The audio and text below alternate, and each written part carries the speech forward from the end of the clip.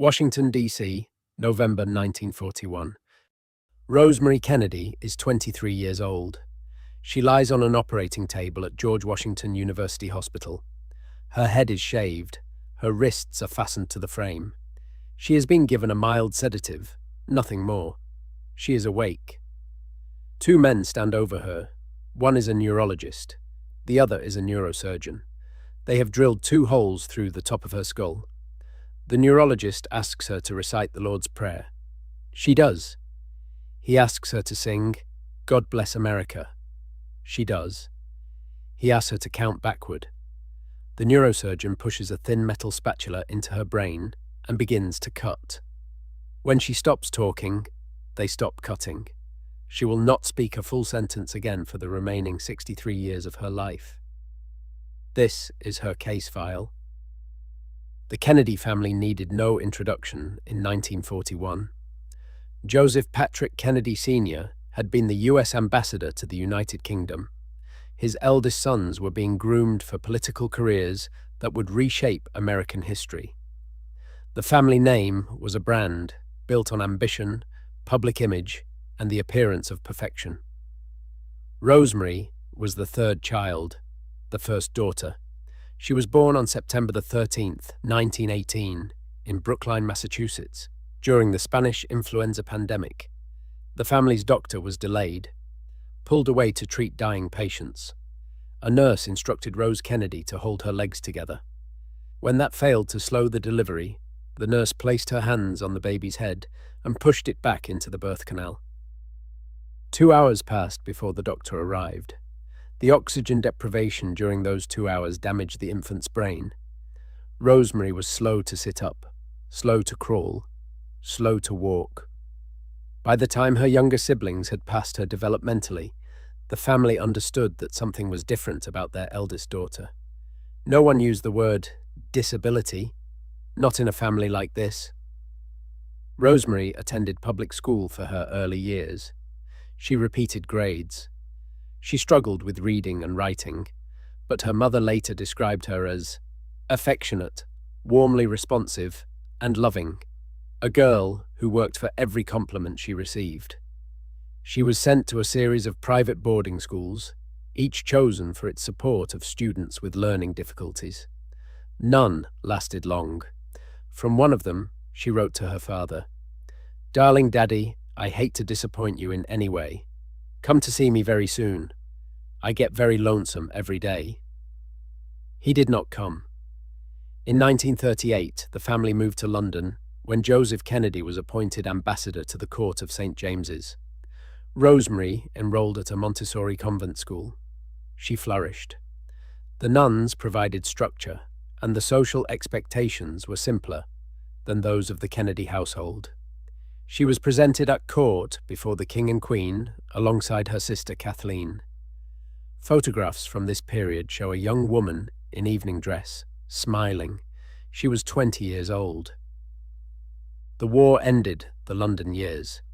In 1940, the Kennedys returned to the United States. Rosemary's behavior changed. According to her sister Eunice, she began to experience seizures. She had violent outbursts. She was expelled from a summer camp in Massachusetts and moved through 2 more institutions in quick succession.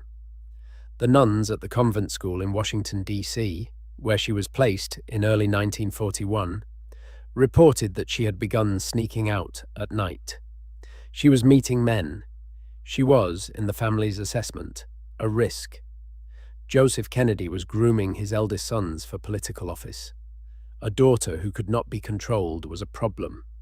Not a medical one, but a reputational one. He began looking for a solution. By 1941, a neurologist named Walter Freeman was promoting a procedure he believed could calm agitated patients. It was called the prefrontal lobotomy, a surgical severing of nerve pathways in the frontal lobes, the brain regions responsible for personality, decision-making, and emotional regulation. Freeman was not a surgeon. He worked alongside neurosurgeon Dr. James Watts at George Washington University. Together, they had performed the procedure on patients diagnosed with depression, schizophrenia, and anxiety. Joseph Kennedy contacted them. He did not tell his wife. There is no record that he consulted Rosemary. The procedure took place in November 1941. Watts made 2 incisions through the top of her skull and inserted a flat, blunt metal spatula into the white matter of her frontal lobes. Freeman stood beside her and talked to her throughout. He asked her to recite prayers, to sing, to count. As Watts cut deeper, Rosemary's responses slowed. Her words became unclear. Then they stopped. They had estimated how far to cut based on how she responded.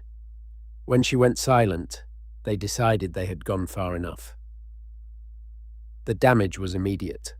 Rosemary could no longer walk. She could no longer speak in full sentences. She was incontinent. Her mental capacity had been reduced to that of a 2-year-old child. Her father sent her first to Craig House, a private psychiatric facility in Beacon, New York. When her condition did not improve, she was transferred to St. Coletta School for exceptional children in Jefferson, Wisconsin. Joseph Kennedy oversaw the construction of a private house on the grounds for Rosemary and 2 full-time nurses. He never visited. He wrote to the institution in 1958, thanking them for their care and for allowing the rest of the family to go about their life's work. Rose Kennedy did not visit her daughter for 20 years. Rosemary's siblings, including the future president, were not told where she was. They were not told what had been done. For 2 decades, when asked about Rosemary, the Kennedy family said she was reclusive. During John F. Kennedy's 1958 Senate campaign, that was the official word. Nothing more was offered. The prefrontal lobotomy had a short but aggressive history. It was developed in the 1930s by Portuguese neurologist Antonio Egas Moniz, who theorized that mental illness was caused by fixed neural pathways in the frontal lobes, and that destroying those pathways would cure the patient. In 1949, Moniz was awarded the Nobel Prize in Physiology or Medicine for this theory.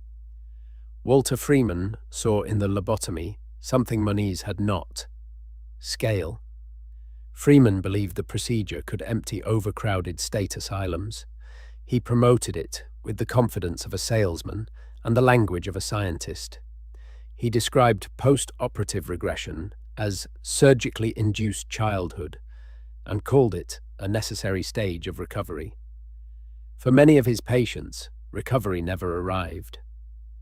The procedure had no targeting mechanism, no imaging, no anatomical precision.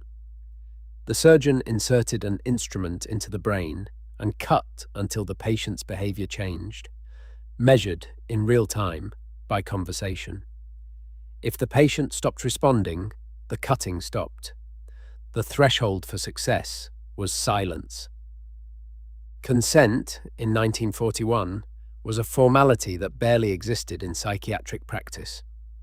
Rosemary was a legal adult, but her father exercised full control over her medical decisions. There is no evidence that she understood what the procedure involved or that she agreed to it. Her mother said she was not informed until it was over. James Watts, the neurosurgeon, told biographer Ronald Kessler decades later that Rosemary did not, in his view, have intellectual disability. He believed she had depression. A review of Freeman and Watts's case records confirmed that every patient they lobotomized had been diagnosed with a mental disorder, not intellectual disability. Bertram S. Brown, later the director of the National Institute of Mental Health, stated that Joseph Kennedy described Rosemary as having an intellectual deficiency rather than a mental illness, to protect his son, John's political future. If Rosemary was intellectually disabled, the lobotomy was a medical treatment. If she was mentally ill, it invited questions about the family's judgment. The family chose the version that protected the most. Between 1936 and 1967, Freeman performed or supervised an estimated 3,500 lobotomies. His last patient died on the operating table in 1967. He was banned from operating at that hospital. He was never criminally charged. In 1961, Joseph Kennedy suffered a stroke that left him unable to speak or walk. Only then were Rosemary's siblings told where she was. Only then did they learn what had been done to her. Her sister, Eunice Kennedy Shriver, who had been Rosemary's closest companion in childhood, published an article in the Saturday Evening Post in 1962. It was the first time a member of the Kennedy family had publicly acknowledged Rosemary's disability. She did not mention the lobotomy. That same year, Eunice began hosting a summer day camp for children with intellectual disabilities in her backyard in Maryland. She called it Camp Shriver. In 1968, the first Special Olympics Games were held at Soldier Field in Chicago. 1,000 athletes competed from 26 states and Canada.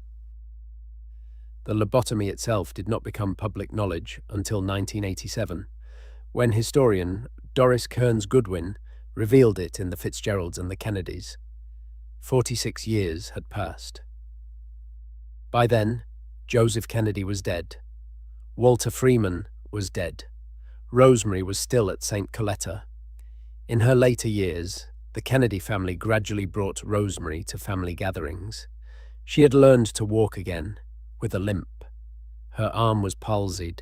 She could say only a few words. Rosemary Kennedy died on January 7th, 2005. She was 86 years old. Her brother Ted and her surviving sisters were at her bedside. The procedure that was meant to calm Rosemary Kennedy took less than an hour. The silence it created lasted 63 years. Her sister founded the Special Olympics so that millions like her would never be hidden again.